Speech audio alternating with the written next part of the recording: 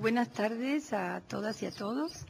Bienvenidos a esta nueva sesión del seminario sobre el Centro Histórico de la Ciudad de México, que hoy compartimos y coorganizamos con el Instituto de Investigaciones Jurídicas de la UNAM, y quiero agradecerle al doctor Pedro Salazar, que es el secretario académico del Instituto, que nos hayan recibido aquí en su casa y nos den la oportunidad de realizar esta sesión en Ciudad Universitaria. Te daría la palabra, Pedro, para que presentes al doctor Sánchez Cordero. Con mucho gusto, muchas gracias. Al contrario, a nombre de nuestro director, el doctor Héctor Fix Fierro, que el día de hoy, dentro de unas horas, sale en un viaje a China, entonces le resultaba materialmente imposible estar aquí, pues es un gusto recibir este seminario permanente del Centro Histórico de la Ciudad de México para la organización de esta actividad conjunta por el Instituto de Investigaciones Jurídicas y obviamente con el Programa Universitario de Estudios sobre la Ciudad y el Programa de Posgrado de Urbanismo de nuestra Universidad Nacional Autónoma de México. Para nosotros, además, es de particular importancia y se agradece especialmente que se trate de una actividad en la cual el ponente, el expositor, será el doctor Jorge Sánchez Cordero, quien, entre otras cosas, es parte de este Instituto de Investigaciones Jurídicas. Entonces, para nosotros es en realidad un honor recibirlos aquí y además teniendo como expositor principal a una persona, un académico, un profesor, un notario desde 1980, si no me equivoco, la notaría 153 aquí en la Ciudad de México, autor de una cantidad importante de libros relacionados con las cuestiones específicamente de patrimonio cultural, coordinador de eventos y de actividades académicas en la materia, coordinador de un libro muy importante sobre culturas jurídicas comparadas de reciente publicación, en coedición por este Instituto de Investigaciones Jurídicas, y quien además de tener una experiencia profesional en el ejercicio de la profesión como jurista, como abogado, tiene y ha demostrado una amplia experiencia y vocación académica. Aprovecho para decirles que ya desde hace algunas semanas las actividades organizadas en este Instituto de Investigaciones Jurídicas forman parte, así como será el caso de esta, de nuestra videoteca jurídica virtual, que es una nueva manera, un nuevo instrumento para acercar y difundir las actividades institucionales a todos los usuarios que a través de la red de Internet y entrando por nuestra página, quieran acceder y poder ver los eventos, ver las intervenciones, las participaciones y demás. Este evento, para que lo puedan consultar todas aquellas personas interesadas, a partir del día de mañana, tal como quedará registrado, estará en nuestra página de Internet y será permanentemente consultable por aquellas personas interesadas. Entonces, bienvenidos, buenas tardes y mucho éxito en los trabajos de este seminario permanente. Sin más, le doy la palabra al doctor Jorge Sánchez Cordero.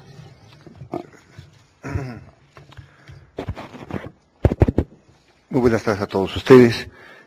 Yo quiero, antes que nada, agradecerle a la doctora Alicia Sicardi, con quien me una amistad ya desde hace mucho tiempo, la muy generosa invitación que me hizo favor de formularle, y desde luego a las autoridades del Instituto de Investigaciones Jurídicas, al doctor Héctor Fix Fierro, al doctor Pedro Salazar como sector académico, el hospedaje, la hospitalidad que nos han brindado esta tarde para poder a platicar con ustedes de una serie y compartir una serie de reflexiones que creo que pueden ser en alguna forma de algún interés para todos ustedes. Estamos en una ciudad universitaria que forma y parte importante del patrimonio cultural de la humanidad, y en todo caso como universitarios creo que podríamos empezar a ver cuál es la trascendencia fundamentalmente de una distinción de esa magnitud, cuáles son las responsabilidades que le asisten fundamentalmente al depositario del patrimonio cultural de la humanidad, cuáles son las responsabilidades que le asisten al Estado Nacional, que forma parte de la Convención de la UNESCO de 72 y en la que se han, distinguido varios sitios como patrimonio cultural de la humanidad, y creo que de esta plática pueden salir algunas otras reflexiones. Les agradezco de verdad mucho su presencia. Una tarde tan bella como estas tengan suficientes razones todavía para poder permanecer y poder compartir con nosotros estas reflexiones aquí en este instituto. Voy a la tarea más o menos de ver cómo llegamos fundamentalmente al patrimonio cultural de la humanidad, que es importante, cuáles son los problemas realmente que se inciden, digamos, en la formación de lo que hemos llamado un orden jurídico internacional en materia de cultura, que no ha sido absolutamente, no ha sido nada sencillo fundamentalmente poder, formar con grandes vicisitudes, porque existen, como ustedes podrán observar a continuación, fuerzas económicas muy importantes, digamos, que se mueven a nivel universal, en todo caso, en torno a tratar de evitar, en todo caso, un orden en el tráfico lícito o ilícito de bienes culturales. Para que ustedes tengan una magnitud más o menos de lo que le estamos hablando, el tráfico ilícito de bienes culturales a nivel universal, para el crimen organizado significa entre el quinto y sexto negocio más importante. Y esto es interesante que se señale porque gran parte del problema del lavado de dinero se hace fundamentalmente a través, en todo caso, del problema de los bienes culturales, el tráfico ilícito de bienes culturales. Entonces, nada más importante, en todo caso, que hagamos una reflexión en torno a estos problemas. ¿Cómo se genera este nuevo orden jurídico? ¿Cuál es la emergencia? ¿Cuáles son las razones que impulsan la creación de este nuevo orden jurídico en materia internacional en materia de cultura? Bueno, desde luego tenemos el gran evento que es la Convención de la UNESCO de 70, convención que este año cumple 40 años de entrada en vigor. Es una convención de una gran trascendencia en el ámbito internacional. En la última década del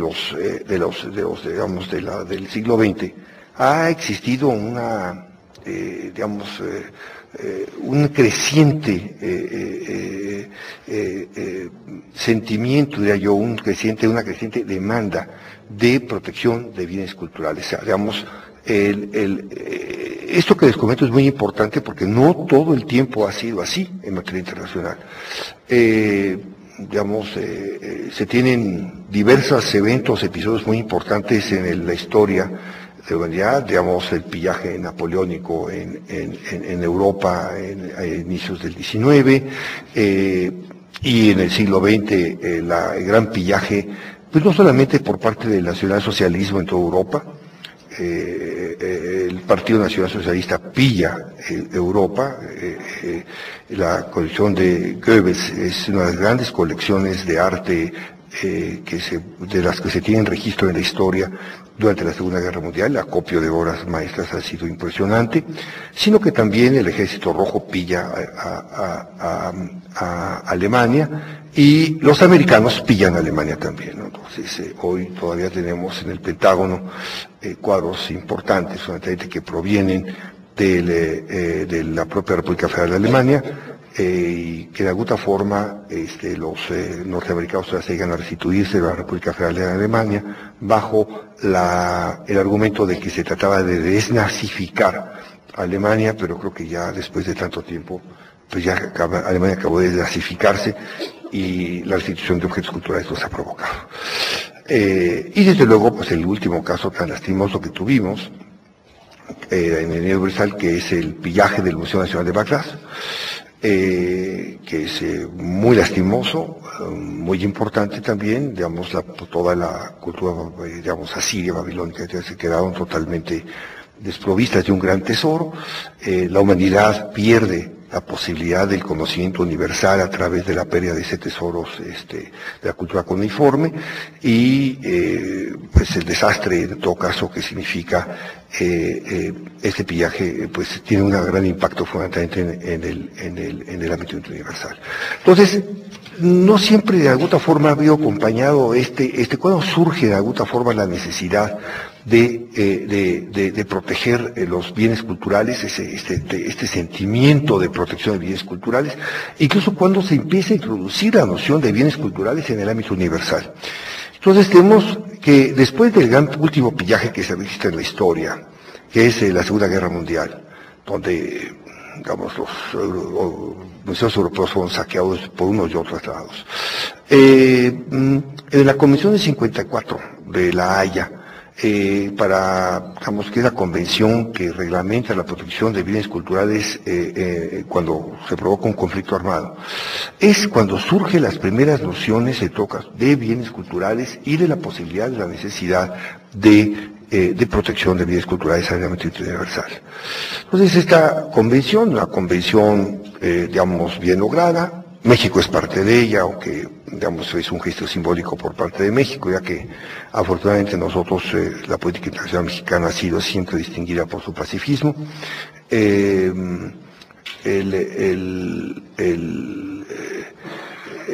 Sin embargo, fuimos parte de ella y fuera parte de ella muchas otras naciones, salvo naciones beligerantes importantes, como por ejemplo son los Estados Unidos de Norteamérica en este caso. Entonces, viene elaborado el Tratado Internacional y un reclamo muy importante por parte de los países de origen, en donde empiezan a desplazarse, bienes culturales de importancia capital al mercado internacional del arte, el clandestinaje con el que se hace, y entonces empieza a verse la necesidad de empezar a tomar medidas en el arte internacional para poder reglamentar de otra forma el tráfico ilícito de bienes culturales. Y entonces, en este caso, viene el esbozo que después termina en la Convención de la UNESCO de 70, que es el gran avance, digamos, en materia cultural, en el ámbito internacional, en la formación de tratar de normar el tráfico ilícito. ¿Cuál es la característica de la Convención de la UNESCO de 1970? Bueno, la característica fundamental es que es una convención entre Estados. Es una convención de derecho público, es una convención que privilegia, digamos, las negociaciones diplomáticas para la restitución de bienes culturales. Pero la Convención de la UNESCO de 70 tiene algunas características que serían importantes en este caso destacar y que posteriormente han empezado a generar también ciertas distorsiones en el tráfico de bienes culturales en el ámbito internacional. ¿Cuáles son estos?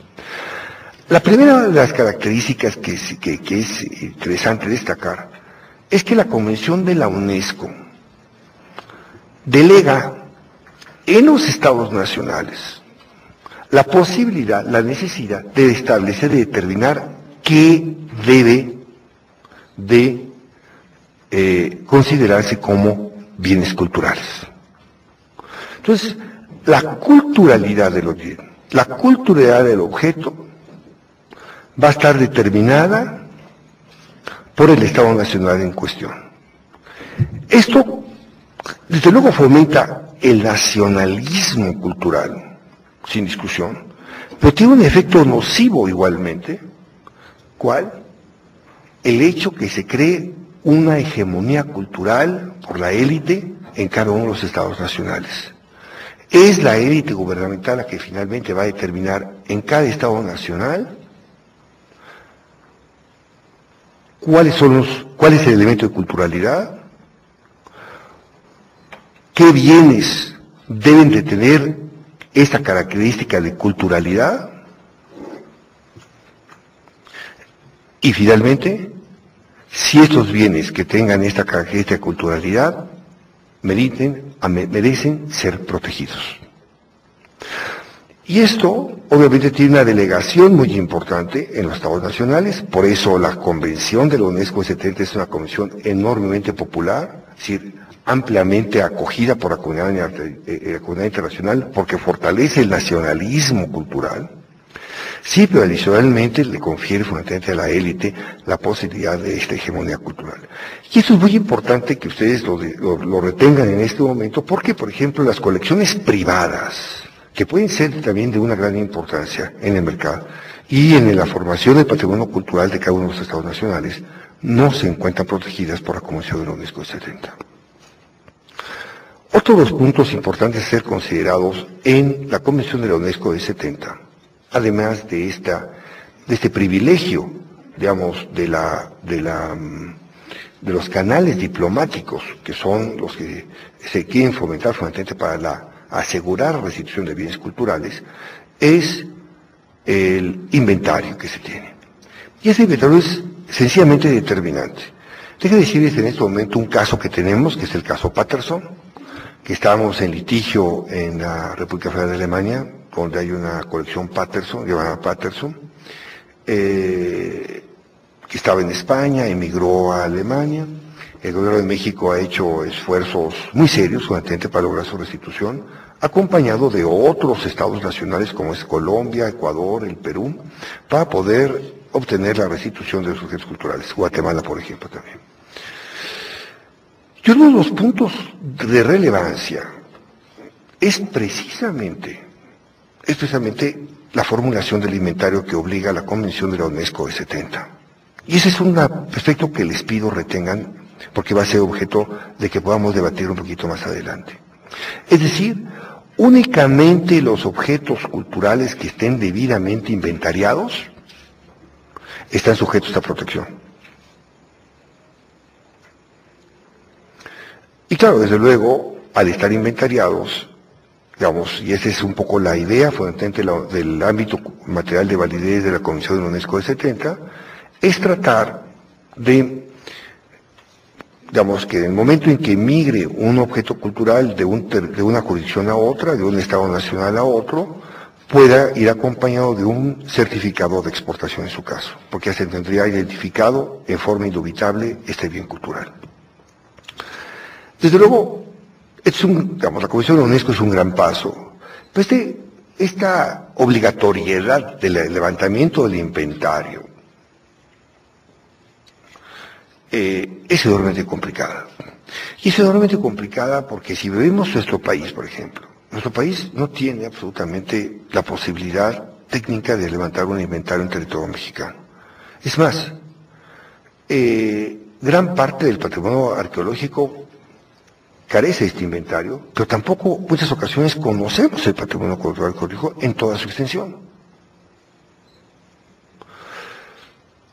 Vamos, tenemos noticias, algunas más o menos bien orientadas, en donde puede encontrarse todo el patrimonio arqueológico mexicano, pero haberlo explorado, haberlo identificado primero, haberlo explorado con la prospección que esto se requiere, resulta prácticamente imposible que nuestro país pueda levantar un inventario en los términos que nos exige la Convención de la UNESCO de 70. Entonces, esto ha hecho crisis fundamentalmente con el caso Patterson, porque en el momento de exigir la restitución de los objetos culturales en la República Federal de Alemania, el señor Patterson, pues considera fundamentalmente que no puedan ser objeto de restitución por la falta de inventario en territorio mexicano. Entonces, uno de los problemas que vamos a debatir, si ustedes me permiten, un poquito más adelante. Pero nada más les pido fundamentalmente que retengan ustedes el problema fundamentalmente de la Convención de la UNESCO de 70. Vamos a la Convención de la UNESCO de 72. Entonces, en la Convención de la UNESCO de 72, ¿qué es la que establece e introduce la noción de patrimonio cultural de la humanidad? Es una convención también de derecho público. Y si ustedes, entre estados, y si ustedes analizan a detalle la Convención de la UNESCO de 72, contiene obligaciones mínimas para los estados nacionales que la ratifiquen. La asunción, digamos, de obligaciones por parte de los estados nacionales que ratifiquen la Convención de la UNESCO es francamente marginal. Y esto es muy importante considerarlo. Es importante considerarlo porque si no existe la obligación perfectamente y técnicamente definida, es muy difícil de meter la exigibilidad y, digamos, el desarrollo de una responsabilidad por parte del Estado Nacional que no observe, digamos, puntualmente, digamos, el contenido, digamos, la orientación, los valores que contiene la Convención de la UNESCO de 72.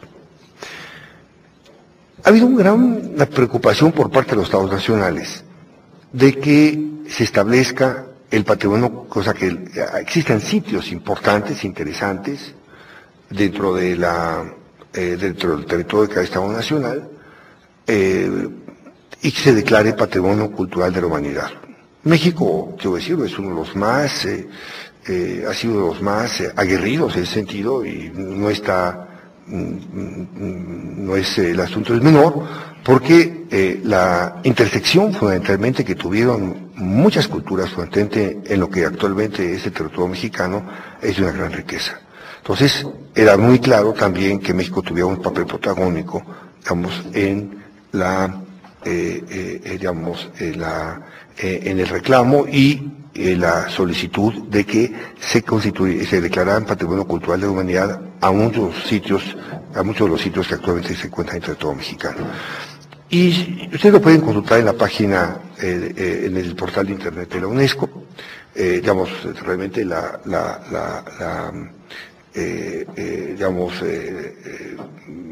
estamos en el quinto o sexto lugar, más o menos, de países que han podido transitar por todos los pasillos, burocráticos de la UNESCO para lograr que se declare Patrimonio Cultural de la Humanidad a muchos de sus sitios. Ahora bien, entonces tenemos, dentro de la propia convención, una serie de obligaciones mínimas por parte de los Estados nacionales. ¿Cuál es realmente el elemento importante, en este caso por parte de la Convención UNESCO de 72? La desclasificación de la desclasificación como Patrimonio Cultural de la Humanidad de uno de los sitios que se hayan considerado como tales. Si existe una degradación muy importante, digamos, en el estado en que se encuentre el Patrimonio Cultural de la Humanidad que se encuentre en cada uno de los estados. Y esta desclasificación que se provoca por parte de la UNESCO es importante porque significa una sanción más que otra cosa moral, en todo caso, en torno a al patrimonio, al Estado Nacional que no haya podido realmente preservar correctamente su patrimonio cultural en condiciones relativamente correctas, ¿no? Este es uno de los reclamos importantes que, en toda forma, nosotros hemos estado empujando mucho en torno a la propia UNESCO. Estamos en el Centro Histórico, por ejemplo, en el cual había un reclamo muy importante, porque había a veces un acoso cada vez mayor en este sitio histórico tan importante. Y nosotros hemos estado tratando de impulsar que misiones de la UNESCO puedan llegar aquí a México para poder hacer evaluaciones importantes exactamente de esta manutención por parte del patrimonio cultural de la humanidad que tiene que tener, por ejemplo, el Centro Histórico Mexicano.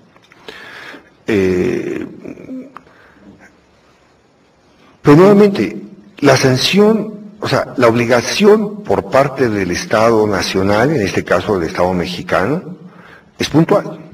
La preservación del patrimonio cultural en forma correcta que se tiene actualmente.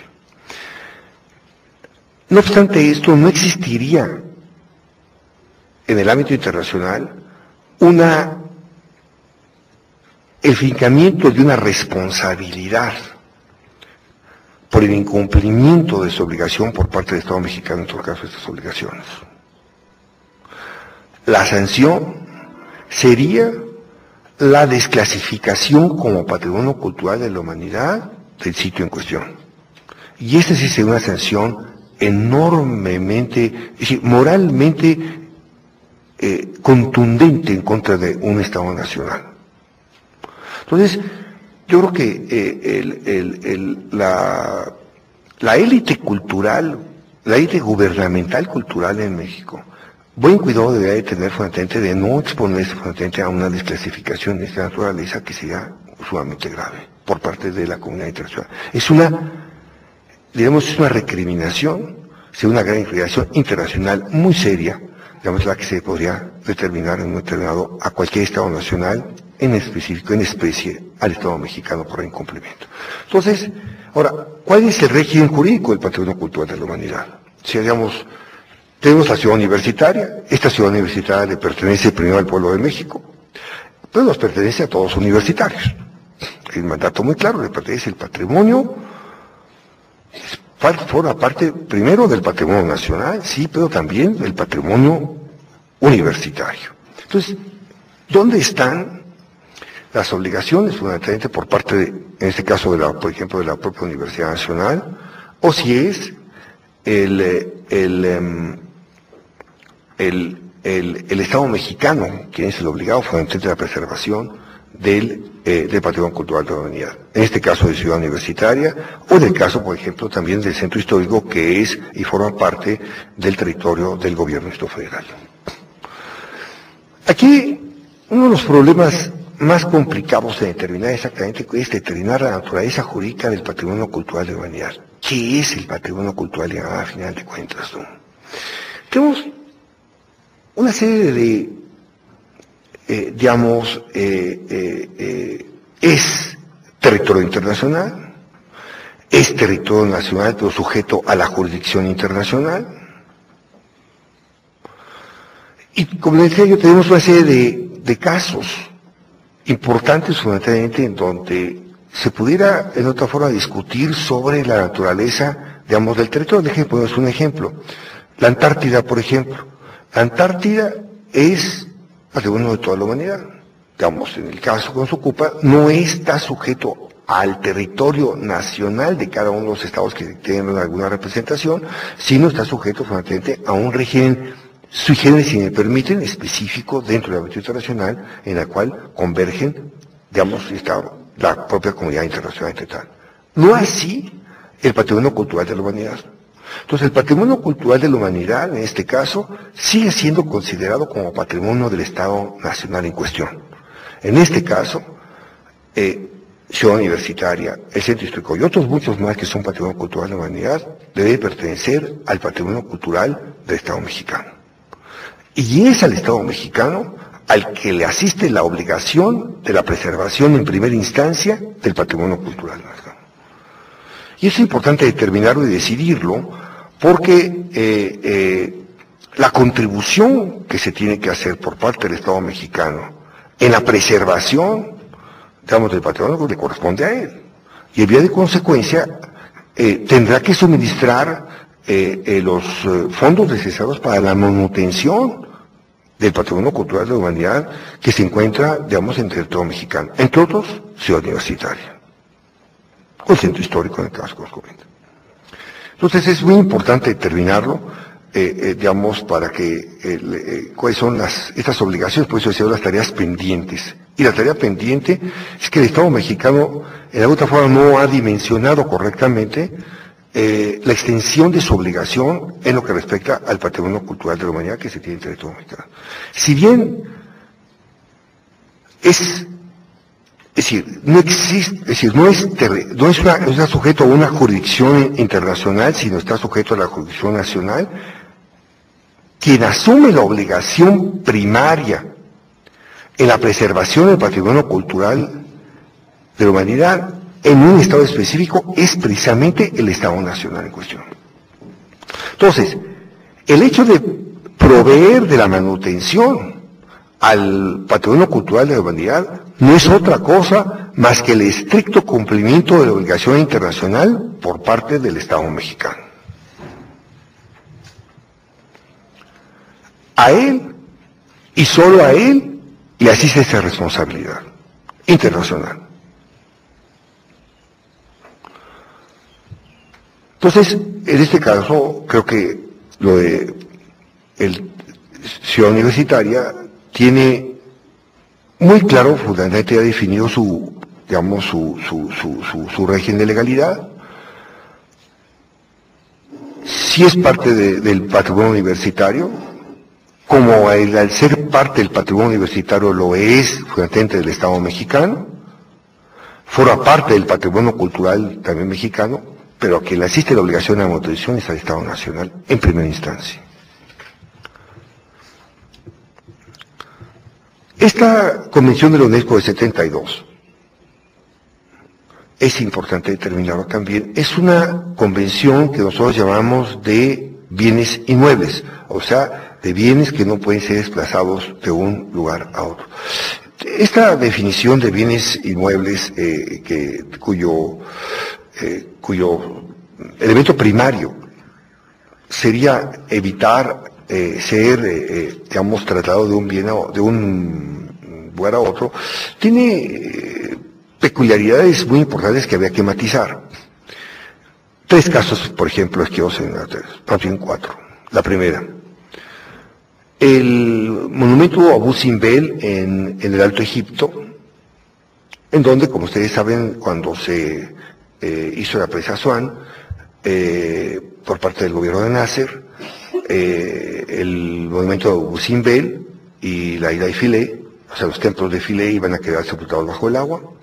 Entonces hubo una gran cruzada internacional, liderada en este caso también por UNESCO, en la cual se desplazaron los monumentos de Abu Simbel, a tierras un poco más montañosas, a efecto de evitar fundamentalmente que estas fueran sepultadas por parte del agua. Y se logró. Lo mismo los templos de Philae. Primer ejemplo en los cuales la noción técnica en el ámbito internacional, jurídica, interna mexicana, podría tener, elementos de incertidumbre, porque no explicaría con satisfacción fundamentalmente, por ejemplo, el caso de Abu Simbel. Otro ejemplo. Existen una serie de frescos de Caravaggio, por ejemplo, que por cierto cumple 400 años este año, en los cuales existe y se ha desarrollado una técnica que puede desprenderse el fresco del monumento correspondiente y ser exportado. Entonces ha habido muchas iglesias, sobre todo en Venecia, murales que pintó Caravaggio, por ejemplo, que han sido desprendidas fundamentalmente del muro y exportadas a otros ámbitos. Tenemos la iglesia los famosos frescos de Canov, allí en Francia, en una iglesia del siglo XIII, en donde se desprenden también los frescos de la iglesia y se remiten a Suiza para su comercialización. En el caso que nos ocupa, sería muy importante determinar, vamos por la noción de naturaleza del bien inmueble, es decir, aquello que no puede ser desplazado de un lugar a otro. Primero, ¿el fresco es o no bien inmueble? Segundo, de considerarse si es un bien inmueble, ¿cuál sería el juez competente para conocer la controversia?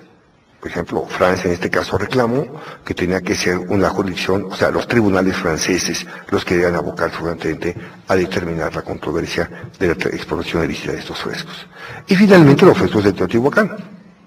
Los frescos de Teotihuacán que fueron desprendidos y que se encuentran en este momento en el en el Museo de Artes de la ciudad de San Francisco, y que han sido parcialmente restituidos a México por gestiones del Instituto Nacional de Antropología e Historia, pero que también de otra forma nosotros reclamamos porque forman parte del patrimonio cultural mexicano, desde luego, pero adicionalmente a ello porque forma parte de un inmueble que se encuentra en Teotihuacán, y ese debe ser el sitio natural, fundamentalmente, de los frescos.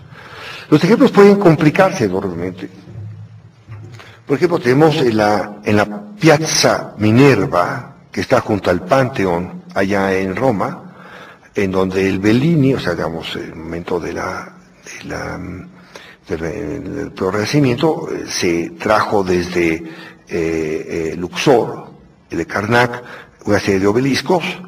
Este obelisco fue puesto, dentro de la Piazza de Minerva, y fue puesto, arriba de un elefante. Entonces, el tema está en que el obelisco ya forma parte del paisaje y del conjunto monumental de la Piazza de Minerva. Entonces, la discusión sería a quién debe, es decir, si la restitución del objeto cultural, en este caso del obelisco, debería llevarse a Karnak o a Luxor, o bien que se permanezca fundamentalmente en la Piazza de Minerva, en donde pues forma parte de este conjunto monumental hecha por el Bernini. Es unos puntos que habría que, que sugieren un gran debate en este caso, ¿no? Pues tenemos Convención de la UNESCO, Convención de 54 en caso de conflicto armado, tenemos Convención de 70, que es una convención de derecho público de bienes muebles entre Estados nacionales, tenemos Convención de la UNESCO de 72 sobre el patrimonio cultural de la humanidad, que es una convención de bienes inmuebles, Y finalmente tenemos ahora ya la Convención de la UNIRWA. Entonces vamos a fomentar fundamentalmente el propio debate en torno a lo que nosotros habíamos venido rescatando fundamentalmente en torno a los puntos débiles, o sea, las debilidades que pudieran poder identificarse en la Convención de la UNESCO de 70 y de 72.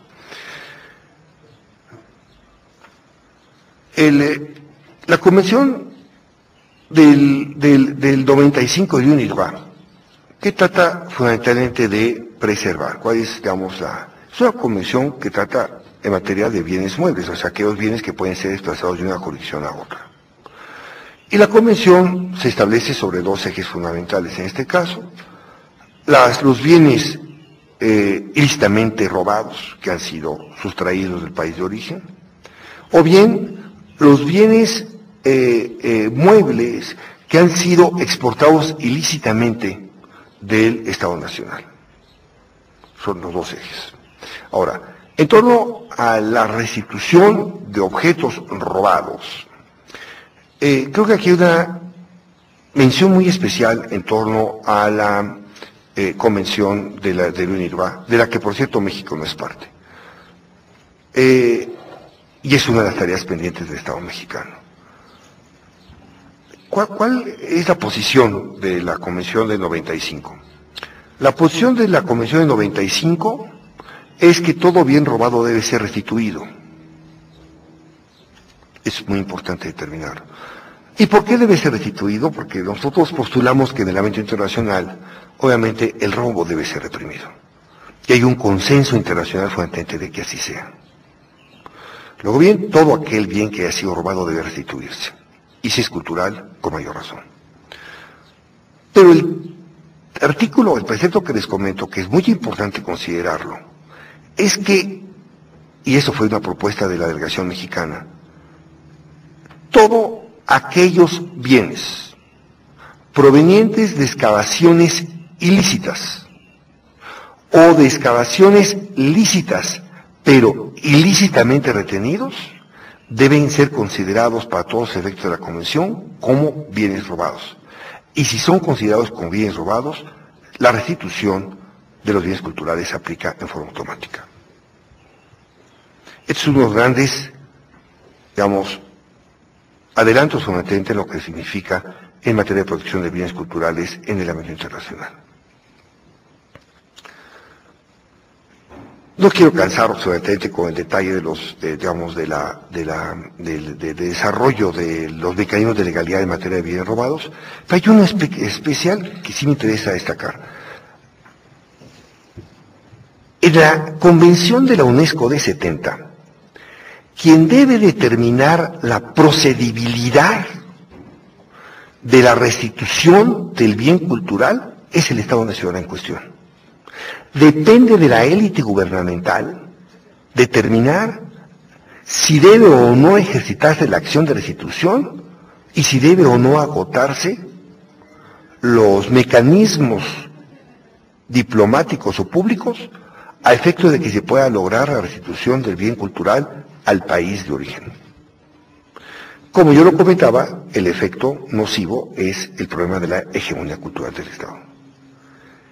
En cambio, en la Convención de la UNIRWA de 95, tenemos la posibilidad técnica de que no solamente sea el Estado, o sea, el gobierno en cuestión, quien determine la procedibilidad o la conveniencia de ejercitar la acción de restitución en el ámbito internacional, sino también los particulares. Y esto, en términos culturales, abre un espacio de libertad cultural de una gran significación. El efecto importante en este caso es que las colecciones privadas, por ejemplo, estén protegidas también por la Convención de la UNIRWA de 95, que no lo están en la Convención de la UNESCO de 70, porque estamos hablando de bienes del dominio público, por una parte, y por otra parte, estaríamos en manos de la conveniencia política no determinado por parte de la élite gubernamental de si quiere o no ejercitar la acción de procedencialidad de la restitución de bienes culturales, cosa que no ocurre en este caso en la Convención de la UNIRWA. Ese es uno de los importantes fundamentalmente de la apertura de libertad cultural que nosotros sabíamos que debemos fortalecer en el ámbito internacional. Y por otra parte tenemos los bienes culturales,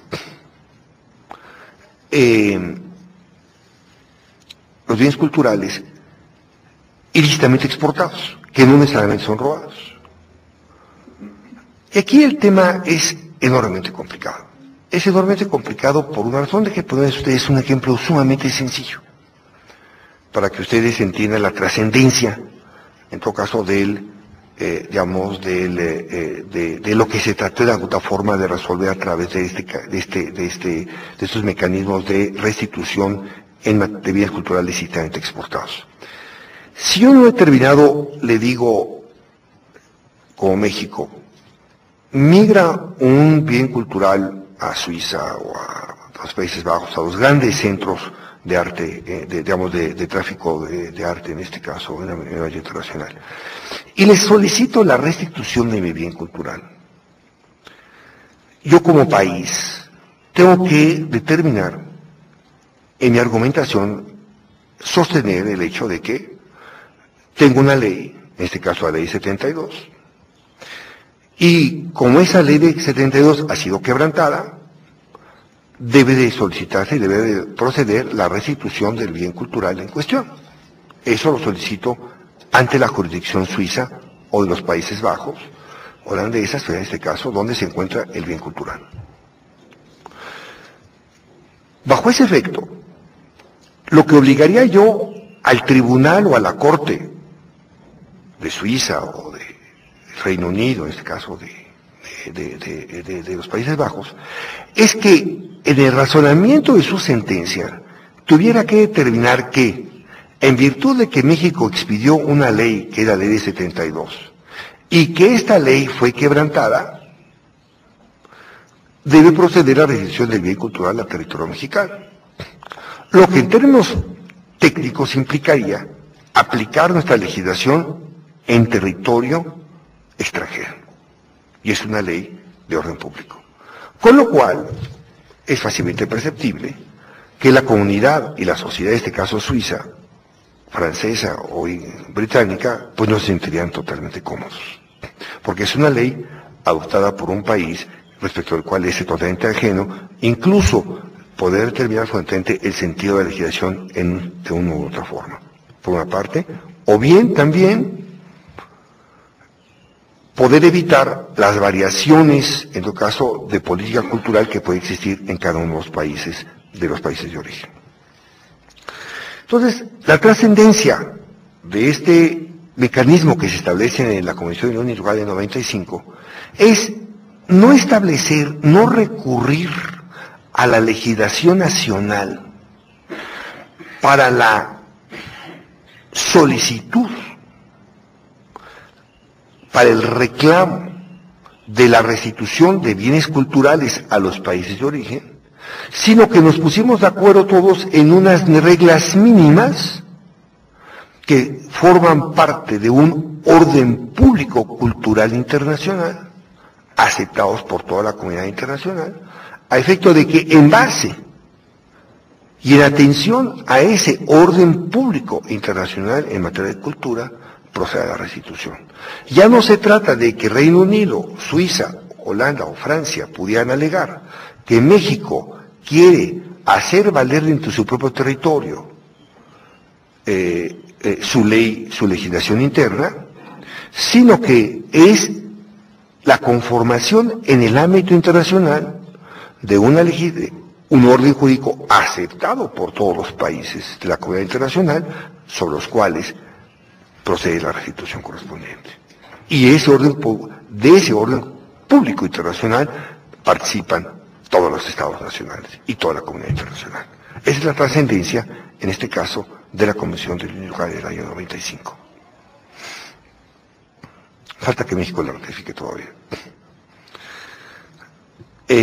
Ahora bien, pero tenemos una serie de sucesiones también interesantes de eventos que pueden ser relevantes.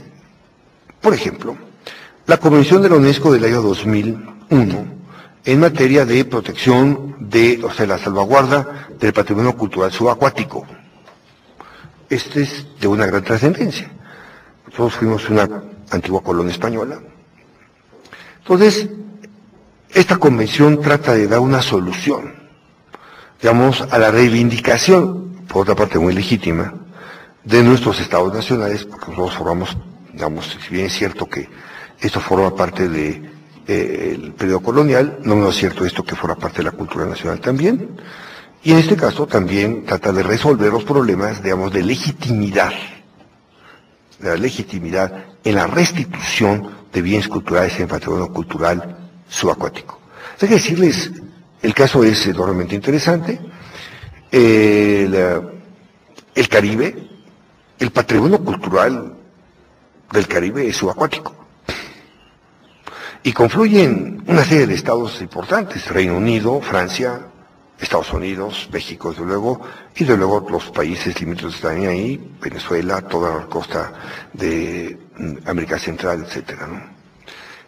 El patrimonio cultural subacuático digamos, en el lado, por el lado del Golfo, por el lado del Pacífico, tenemos del lado de China. Y una serie de naufragios que hemos podido registrar digamos, en las costas mexicanas, cerca de Mazatlán, hubo un cargamento de oro muy importante, etcétera, ¿no? Yo estoy por publicar un libro al respecto, digamos, estoy muy adelantado, entonces, difícil, va a ser un libro de cierta renuncia, de cierto reclamo, porque lamentablemente gran parte del patrimonio subacuático mexicano ha ido a parar pues a manos, por lo menos no del pueblo de México, que es donde corresponde. Ahora, por ejemplo, nada más para citar, es uno de los grandes casos del patrimonio cultural subacuático mexicano, Santa María de los Juncal. Santa María del Juncal es uno de los, digamos, uno de los cargamentos de oro y plata más importantes que se hicieron de Nueva España rumbo a España, y esta corbeta española, digamos, se hundió, se estima, un poco frente a las costas de Campeche. Y no ha podido ser localidad, desde luego, ¿no? Pero vamos, el tesoro que conlleva fundamentalmente materia, digamos, nada más en materia de la evaluación económica que significa fundamentalmente el patrimonio cultural es de una gran valía, ¿no? Que él hizo con mucha imprudencia a un secretario de Marina en materia terrenal cuando existía la Comisión de Arqueología Subacuática, que con el patrimonio cultural subacuático mexicano se podía pagar la deuda externa del país, ¿no? Un poco por imprudencia, pero señor secretario. Ahora bien, entonces tenemos ahora una serie de eventos en el ámbito latinoamericano, en la formación también de nuestro orden jurídico. Tenemos la Convención de San Salvador, la Convención de San Salvador, de la cual tampoco México es parte, que trata de la otra forma de evitar el tráfico ilícito digamos, en el territorio de las Américas, ¿no? Fundamentalmente en los países de América Latina. ¿Por qué México no lo ha ratificado todavía? Bueno, no lo ratificó en su momento, no lo ratificó por un argumento técnico también. La Convención de San Salvador de 76 prevé el hecho de que los estados nacionales puedan comparecer directamente ante los tribunales o cortes del país de destino para exigir o para demandar o reclamar la restitución de bienes culturales, de sus bienes culturales. Y para México, hasta hace relativamente algún tiempo, era técnicamente inaceptable el hecho de que gobiernos extranjeros pudieran comparecer ante cortes mexicanas a hacer cualquier clase de reclamo. Entre otros, por ejemplo, también la de bienes culturales. Por eso México no es parte de la 76. Las cosas han cambiado radicalmente en este país, como sabemos, y ahora ya ese argumento que de alguna forma era el argumento de solicitar que no pudiéramos nosotros ratificar la Convención de la UNESCO de San Salvador de 76, es totalmente inexistente. Luego bien, yo creo que México debería, digamos, ratificarlo. Lo que hizo México fue privilegiar los acuerdos bilaterales, sobre todo en otros países del área, en toda la región mesoamericana, también tenemos como el Perú y el Ecuador, pero son acuerdos de una gran debilidad jurídica porque hay, a través de acuerdos signados entre ejecutivos federales de ambos países, pues, jefes de gobierno, hay modificaciones sustanciales y alteraciones a los órdenes jurídicos internos de cada uno de los países, lo que es absolutamente improcedente, ya que en manos del jefe de gobierno o del jefe de Estado, en este caso, no está en sus posibilidades alterar el orden jurídico interno de cualquier país, sino esto le corresponde a los órganos legislativos competentes de cada uno de ellos, ¿no? Entonces, esto es un poco el panorama del ámbito internacional. Las tareas pendientes son muchas, como ustedes se pueden percatar. Determinación de las obligaciones internacionales del Estado mexicano en relación al patrimonio cultural de la humanidad. La asunción plena significa proveer fundamentalmente de la manutención al patrimonio cultural de la humanidad que se encuentra en el territorio mexicano, a el gobierno, y solo al gobierno le asiste esta responsabilidad primaria. Segundo, la ratificación de otros instrumentos internacionales como la Convención de Santiago 76, como la Convención de Uruguay 95, y desde luego el fortalecimiento de los registros públicos en materia de bienes arqueológicos, de monumentos arqueológicos, artísticos e históricos, que se encuentra que son meros catálogos y que a veces inconsultables y que en tanto tales, pues digamos, su utilidad podríamos decir que está francamente en predicamento. Pues espero que estas reflexiones les sean alguna utilidad y estoy a sus órdenes.